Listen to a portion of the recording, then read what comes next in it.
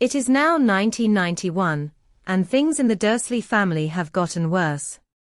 Jonathan and Adrian Kavanagh moved in with their grandmother Constance in 1988, bringing the number of people helping Patrick Harvey survive as a slave in the Dursley household down to 2.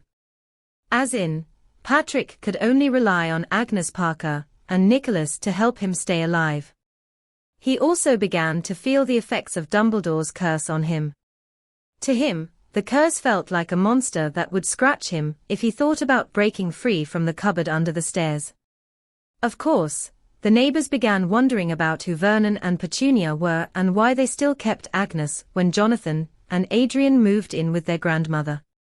At the same time, Agnes and Nicholas were teaching Dudley some harsh lessons about being a spoiled brat and not taking responsibility for his actions. One night after the Dursley family went to bed, Nicholas said to Agnes, "If we don't do something quick, Patrick will be dead before he can make it to Hogwarts."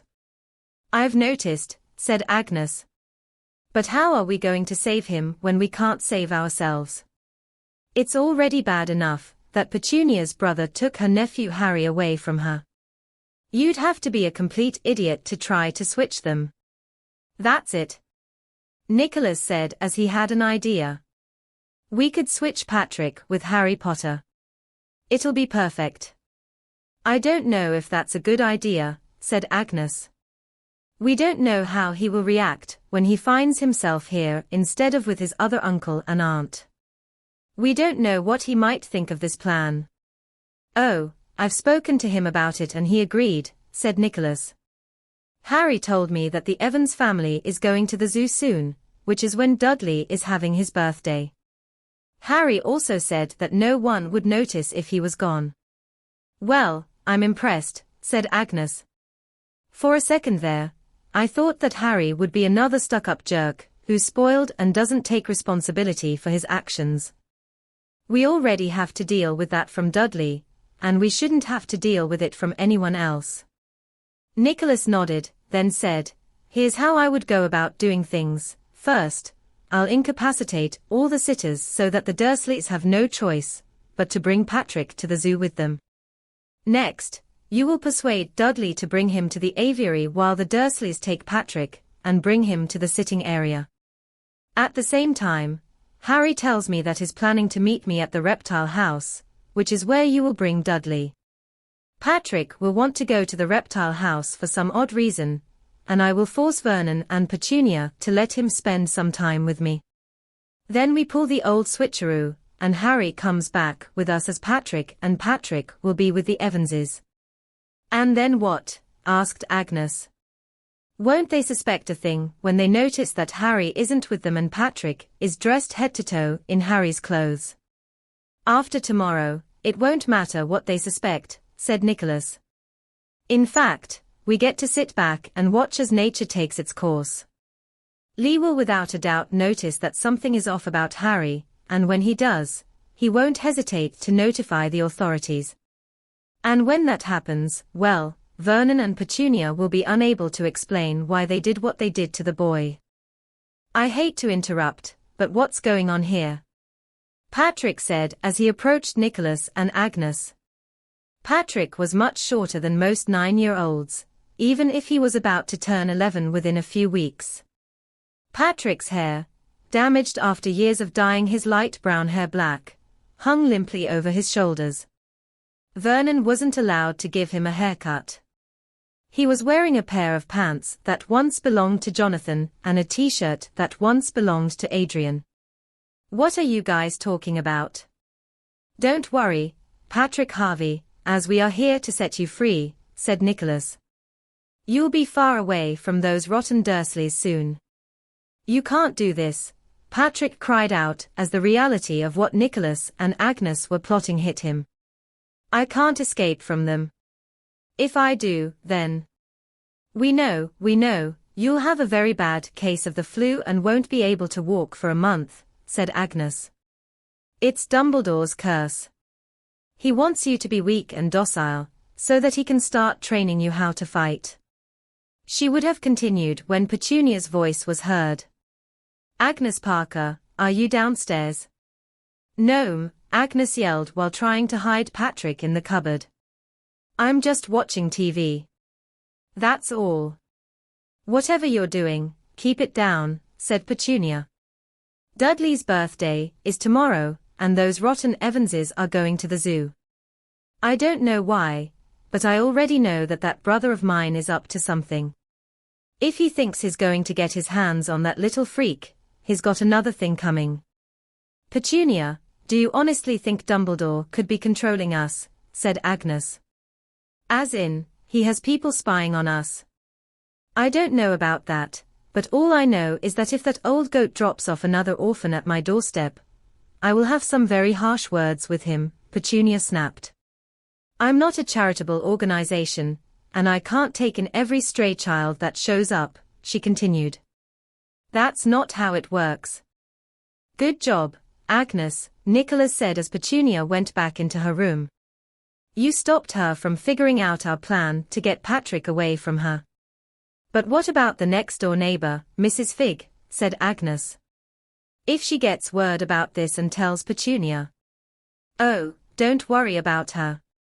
She'll be much too occupied with a swollen ankle, and her daughter coming over for a surprise visit to worry about Patrick, said Nicholas.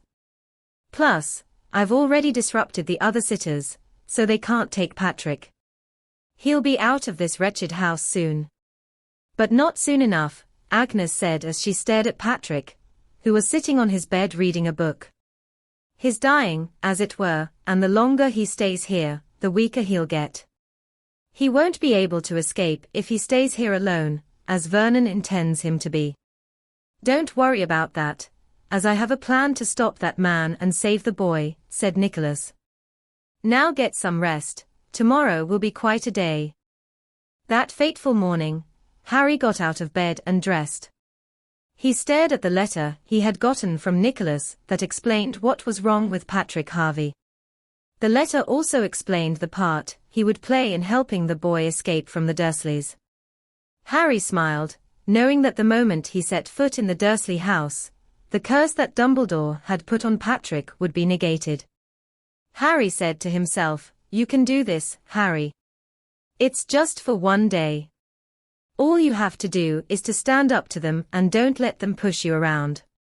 You'll be back with Lee and Mary soon. Harry, it's time to go." Mary's voice rang through the house. Lee and the other children were dressed and ready to leave for the day. "We're waiting for you." With a sigh, Harry nodded and headed for the front door. He hoped whatever scheme Nicholas was plotting, it would go off without a hitch. A child's life was at stake. As Harry and the Evans family was leaving their house for the day, Vernon and Petunia were angry when most of the sitters called, claiming that they were unable to watch Patrick.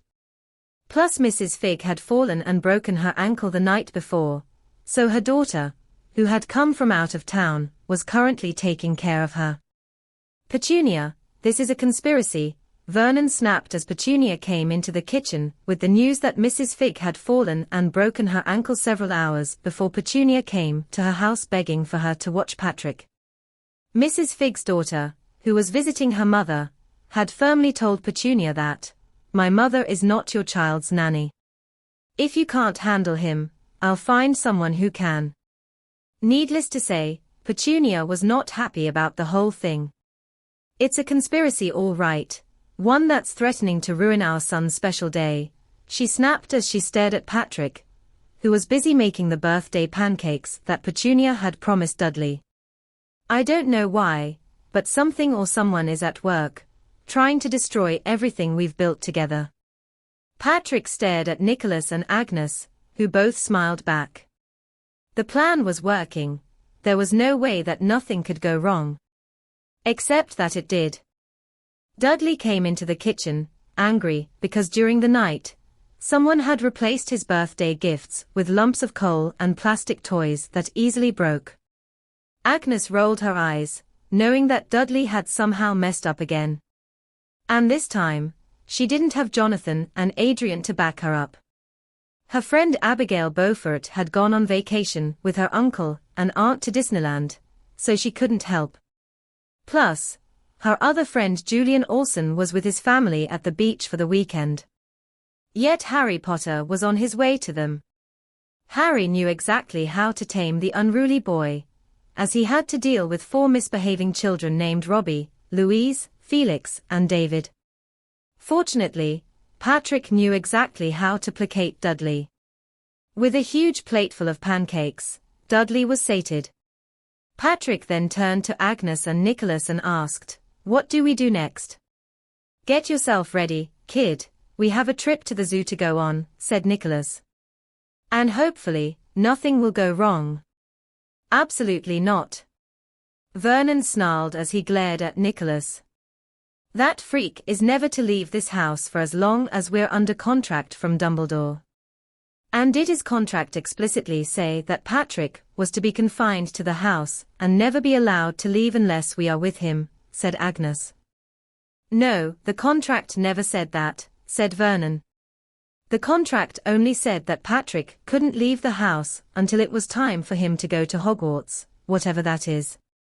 Petunia turned to Patrick, Nicholas, and Agnes and said, "You 3 had something to do with this, did you not?"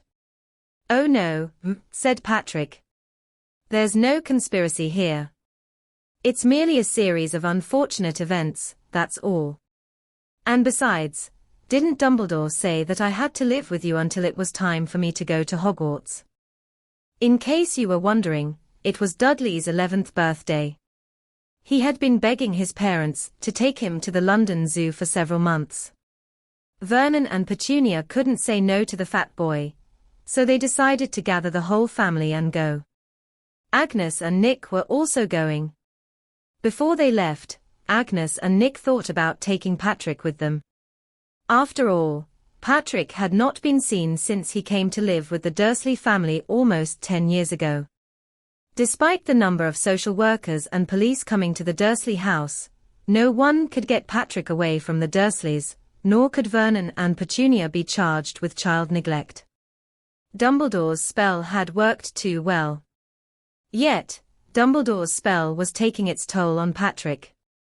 The poor kid was declining, and Nicholas and Agnes, along with Jonathan and Adrian, made sure that Patrick was okay. They knew that Patrick would have to play the part of the boy who lived and be the hero that he wasn't meant to be. "Well, I guess we have no choice but to let him come with us," Petunia said with a sigh, not noticing the smiles on Nicholas and Agnes' faces and the hopeful look on Patrick's face. "But you too," she said as she glared at Nicholas and Agnes, "are responsible for the boy." "His name is Patrick, you witch," Nicholas muttered. "You will be wise and remember that. Anyway, we have to leave now, or else we won't make it to the zoo on time," said Vernon. "And as far as I heard, there will be so many people there." Within a few hours, the line for the London Zoo was already long before the Dursleys got there. Agnes frowned, thinking it looks like we picked the wrong day to go to the zoo. At the same time, Patrick felt overwhelmed. He had never been outside the house before, and the fact that there were so many people there seemed to make him sick. Nicholas said, "Easy there, Patrick. It'll be over soon." "I don't know about that," Patrick said with a huge frown on his face. "After all, Petunia put you and Agnes in charge of me, and I'm not sure if you guys will be able to switch me with Harry without them noticing." Nicholas frowned as he stared at Vernon and Petunia. They and Dudley looked like a decent family, but they also had Abigail and him. Plus, Patrick was also with them, and no one knew he was alive. Yet Patrick had spent his entire life playing the part of the boy who lived. He had no idea that the real boy who lived, Harry Potter, was about to mess up Dumbledore's plans for the wizarding world. A few hours later, Vernon and Petunia were watching as Dudley ran around the zoo with excitement. Agnes and Nicholas were watching Patrick, as he cautiously observed many of the people and the animals. Harry and the Evanses were also at the zoo. Harry made sure that Petunia didn't see him, even if he had put on a silly disguise to prevent her from recognizing him. Harry found himself approaching the reptile house, which was where the switch would take place. The rest of the Evans family was at the petting zoo. Agnes was standing at the exit to the reptile house, with a mischievous look on her face. She said to Harry, "I take it that the others didn't notice you leaving." "Not really," said Harry. "In fact, they're currently at the petting zoo. Anyway, where's the disguise?"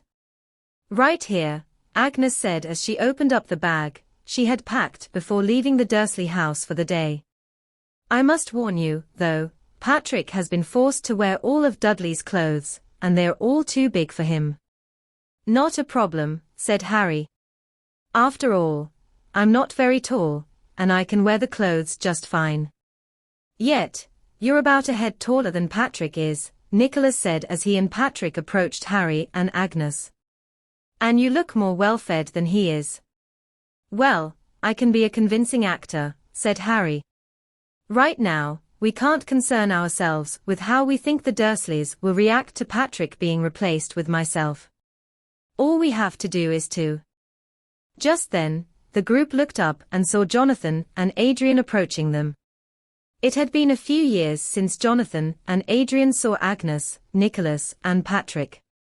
Adrian said, "So Agnes, what's been going on with Patrick?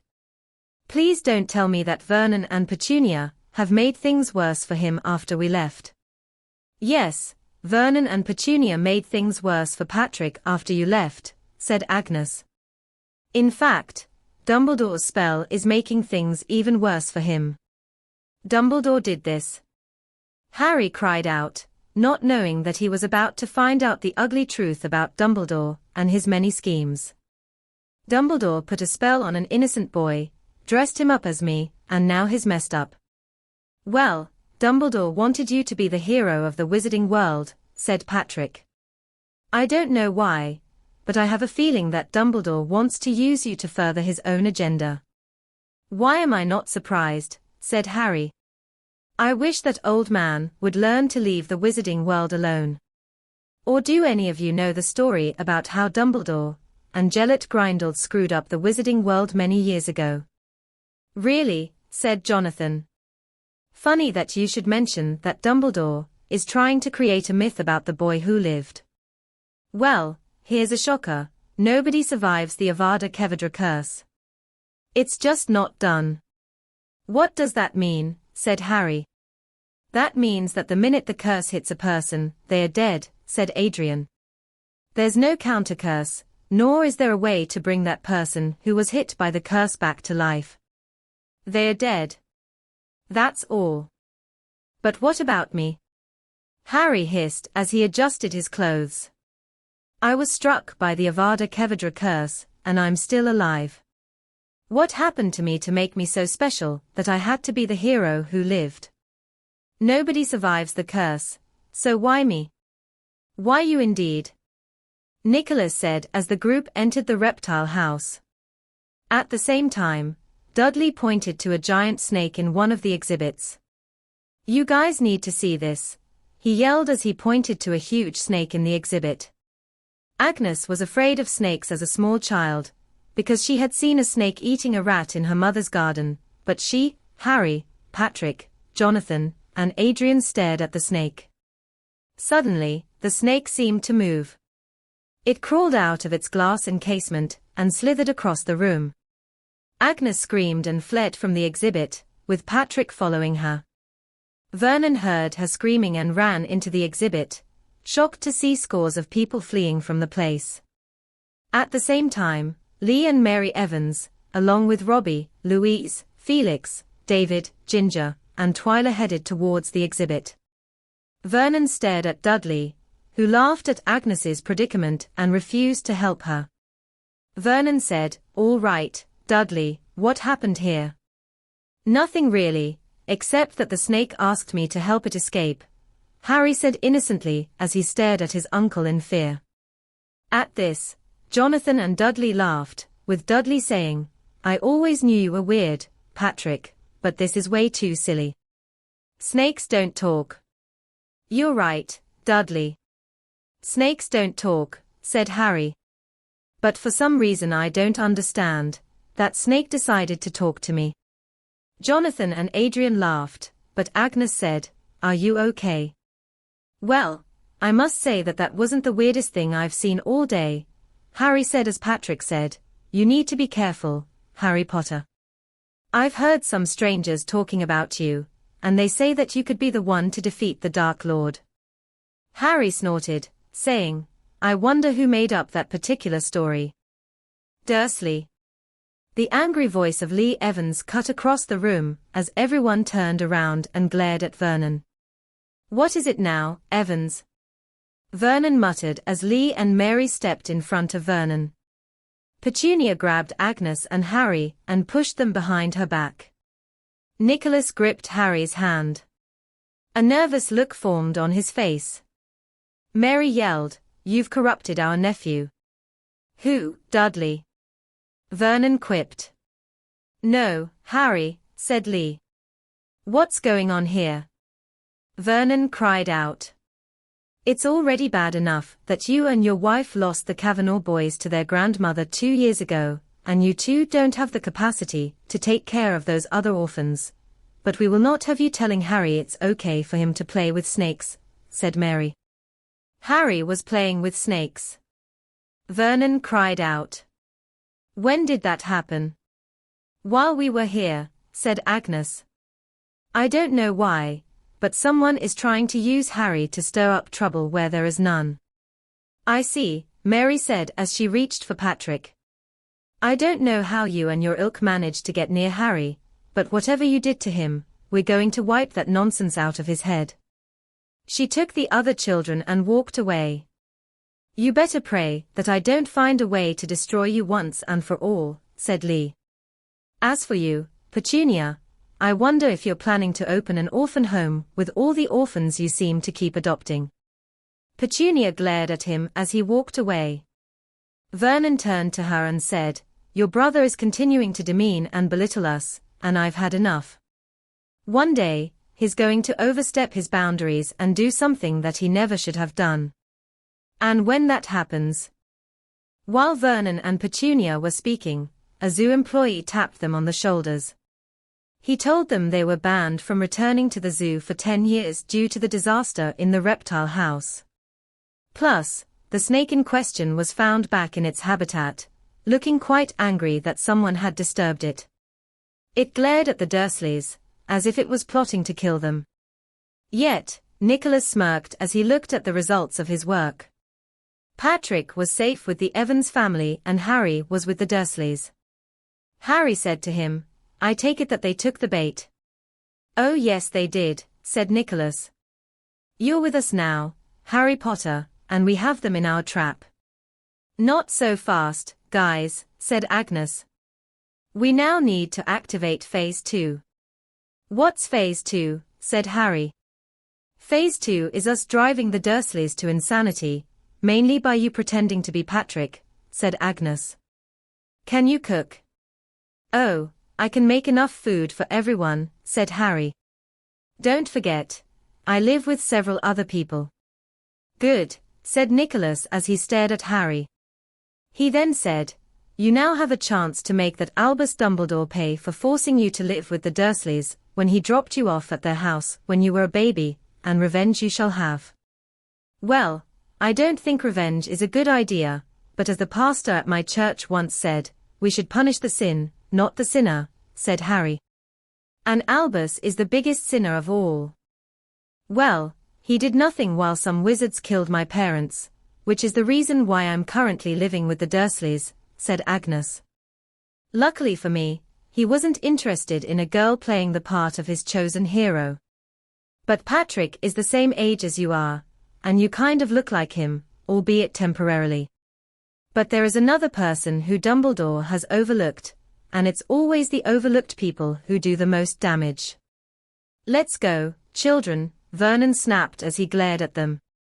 For some odd reason, the zoo decided that our Dudley wasn't good enough to grace its halls.